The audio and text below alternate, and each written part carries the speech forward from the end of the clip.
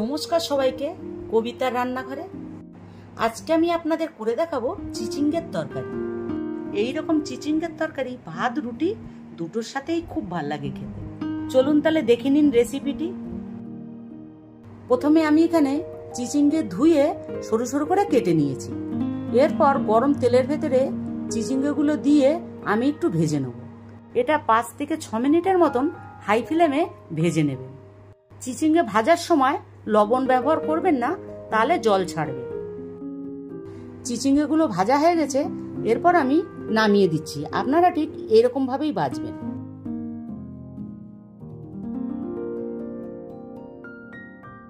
এরপর কাতলা মাছের ডিমে নুন হলুদ মাখিয়ে রেখেছিলাম, এরপর সেটা ভেজে নেবো। এটা একটু হালকা করে ভাজবো, কড়া করে ভাজলে ডিমগুলো শক্ত হয়ে যাবে। ডিমটা ভাজা হয়ে গেছে, এরপর আমি নামিয়ে দিচ্ছি। এরপর আমি তেলের মধ্যে শুকনো লঙ্কা, কালো জিরে আর একটু জিরে দিয়ে ভেজে নেব।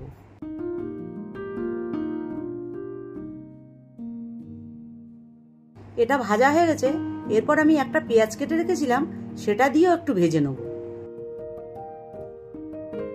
পেঁয়াজটা ভাজা হয়ে গেছে, এরপর আমি একটা আলু সেদ্ধ করে রেখেছিলাম, সেটা দিয়ে দিচ্ছি।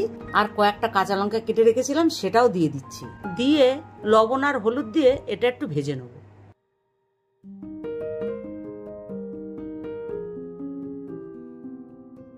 এটা ভাজা হয়ে গেছে, এরপর আমি 1 চামচ আদা জিরে বাটা দিচ্ছি, আর একটু হলুদ দিচ্ছি, আর 1 চামচ লঙ্কার গুঁড়ো দিচ্ছি। এরপর ভেজে রাখা চিচিঙ্গেগুলো দিয়ে দিচ্ছি, দিয়ে ভালো করে নেড়ে চেড়ে নেব। আর ভেজে রাখা মাছের ডিমটাও দিয়ে দিচ্ছি, আর একটু টমেটো দিয়ে দিচ্ছি। আপনারা মাছের ডিমের বদলে চিংড়ি মাছও দিতে পারেন, খুবই দারুণ খেতে লাগবে। এরপর আমি এটা ভালো করে 5 মিনিটের মতন কষিয়ে নেব। কষানো হয়ে গেছে, এরপর আমি জল দিয়ে দিচ্ছি, দিয়ে হাই ফ্লেমে 5 মিনিটের মতন এটা আমার হবে। এরপর চাপা দিয়ে দিচ্ছি।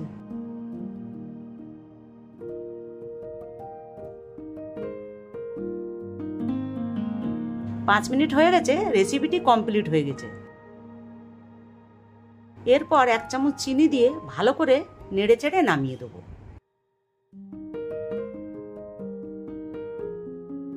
আপনারা এরকম ভাবে মাছের ডিম দিয়ে চিচিঙ্গের তরকারি অবশ্যই একবার করে খেয়ে দেখবেন।